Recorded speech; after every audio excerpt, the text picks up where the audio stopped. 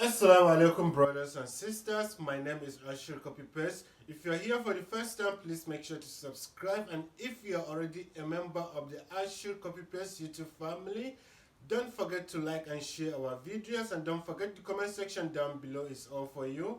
Brothers and sisters, today we are going to continue with our Light Upon Light, episode 2, season 1, Islam and Concubinage by Dr. Sharif Ally, part 1, Islam and Concubinage. Concubinage.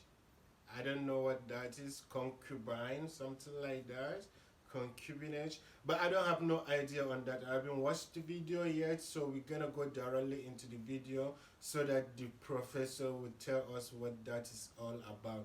Remember, if you're new here, please make sure to subscribe, and if you're already a member of the YouTube family, don't forget to like and share our videos, and don't forget the comment section down below is all for you. You can always paste or drop a link for sure. I will get back to you. So let's get it. Let's go. Dr. Shabir, welcome to Let the Quran Speak. My pleasure to be on. We are beginning a new series on concubines.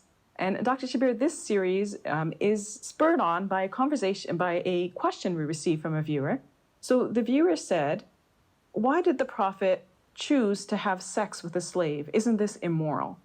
So this question raises all sorts of, issues, and I thought we would discuss that in this series.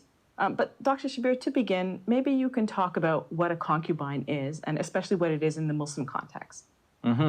Okay, so basically the word concubine refers to a woman who is in a steady relationship with a man, with the difference that she is not legally married to him.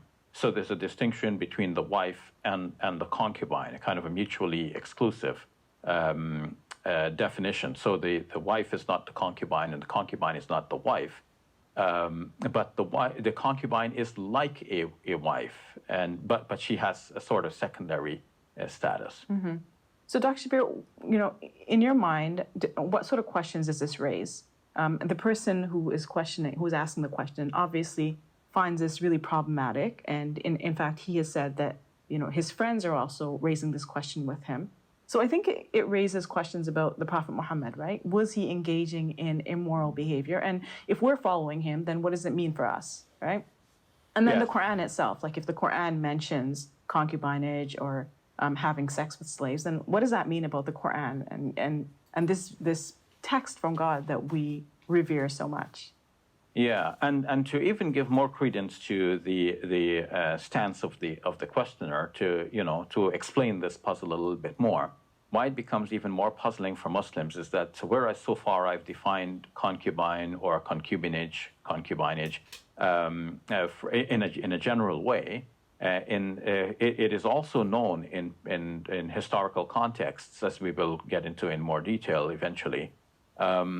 That many concubines started out as slaves. So if you take if you imagine the situation where a woman is a slave already, meaning that she might have been captured in war, she might have been even sold in the open market, which is terrible, but these things happened in the past. And then if a woman then is taken and then used for sexual purposes, then we have a combined problem here. One is the problem of slavery in general, that apply to both men and women, and then the specific problem, a kind of a compounded problem in the case of women, is that not only is she a slave, but she's now used for the sexual pleasure of her master. Mm-hmm. So this is something that is so obviously unacceptable today, and the question then arises, how are Muslims going to view the reported actions of the Prophet Muhammad, peace be upon him? And did he really have a concubine that he used as a wife? And if so, what does that imply? Does that mean that we have to follow him in everything that he did? Or might we say that there are some things that he did as a human being who lived a long time ago, and he acted as a morally upright person and one of the best exemplars for his time and place? Or might we say that he is an example for all time to follow, even in all of these minor details? in which case we would be in a kind of a state of confusion, knowing that that is not acceptable today, but thinking that if circumstances would permit, we would do exactly the same thing, or should do exactly the same thing. But most Muslims recognize that we would not do that today. So hence the confusion in the question. Or might we take and many Muslims are not even aware that the Prophet possibly had concubines, right? That it was even an issue. Yes, of course, more and more Muslims are becoming aware now because of the internet, and information is being shared, and a non-Muslim may send a bit of information to a Muslim saying, hey, did you realize that your Prophet was like this? And in that case, they would be referring to some reports in our classical sources saying that the Prophet Muhammad, peace be upon him, had this or that concubine. And so how do we regard those reports? So do we have to take those reports as being factual? Might we look at those reports with a certain reasonable degree of skepticism and look at the possibility that maybe some mistake has occurred in the way in which people thought about the Prophet Muhammad, peace be upon him, and whether indeed, for example, if we talk about Maria, the Coptic woman, perhaps she was a wife and taken by the Prophet, peace be upon him, as a wife, but people misconstrued that either as a genuine mistake or for their own purposes later on to legitimate for themselves the idea that you could have a concubine and sleep with her. So that's one aspect, the life of the Prophet, peace be upon him, that we must look at in more detail. The other aspect, which you already asked about, is the Quran. Like, how do we regard the Quran? Is there a verse in the Quran that so clearly says that a man could have a concubine, and by virtue of just simply having this woman as a concubine, he has the right to sleep with her? Or does the Quran actually promote the marriage of the female slaves so that if a female slave was to be in a relationship, a sexual relationship with a man, then that would have to be her legitimately married husband? Or is there something in between where for example, you have the problem of war, which nowadays, of course, we reel from the blood and violence of war, and we want peace. But looking back at historical realities, when war was very frequent and people were captured in war, what was to be done with the prisoners of war?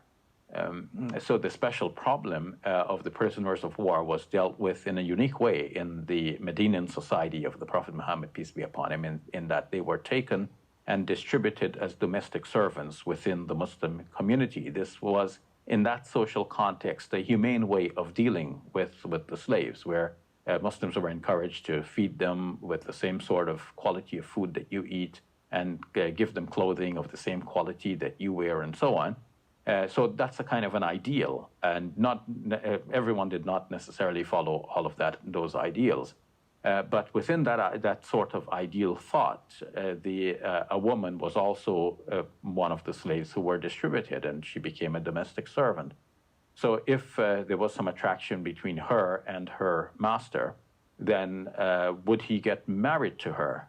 Well, one way would be to free her completely and give her the choice. Do you want to get married to me or to go back to your people? But going back to her people may not have been necessarily a good move in all circumstances, because we're talking here about people who were at war with the Muslims, and you would not so freely send them back to their people. Sometimes you may see it as advantageous to release them as an act of kindness altogether. Or you may exchange them for prisoners of war that they are holding, meaning your people who have been captured in war as you have captured their people in war. So maybe an in-between would have been for such prisoners to be held temporarily. And if a woman was held in this situation temporarily, then rather than contract a permanent marriage between her and her master, perhaps this concubinage was seen as an in-between, where she could be temporarily married to her master. So she's not regarded as a full wife and as a permanent wife, but maybe she's given this kind of temporary status as a wife, and it's called differently in the Quran. So maybe something like this is at work, but we need to explore this in greater detail and discuss the ins and outs of the verses that refer or could be used as a possible reference to this practice. Mm-hmm. I'm interested in what scholars are talking about when they discuss this issue, and if in particular they talk about the power differential between a master and a concubine, and also consent, the issue of consent. So, Dr. Shabir, I'm looking forward to this series with you. I understand that it will be a lengthy discussion, and I'm excited to learn more. Yeah, me too. I think it's a very important discussion, and we need to bring clarity on this question. Otherwise, like our questioner, many Muslims would be in a state of confusion unless we present the matter with such clarity. Yes, we think of concubinage as something immoral today, right? And so the question is, how could it have been practiced in the time of the Prophet, and how could the Quran condone this sort of practice? So thank you for that, Dr. Shabir. You're welcome. Okay, brothers and sisters, thank you so much for watching with us. My name is Ashir Copy Paste. Remember, if you're new here, please make sure to subscribe. And if you're already a member of this Ashir Copy Paste YouTube family, don't forget to give us a like, and don't also forget to share our videos. Don't forget the comment section down below is all for you. You can always paste or drop a link. For sure I will get back to you. Stay safe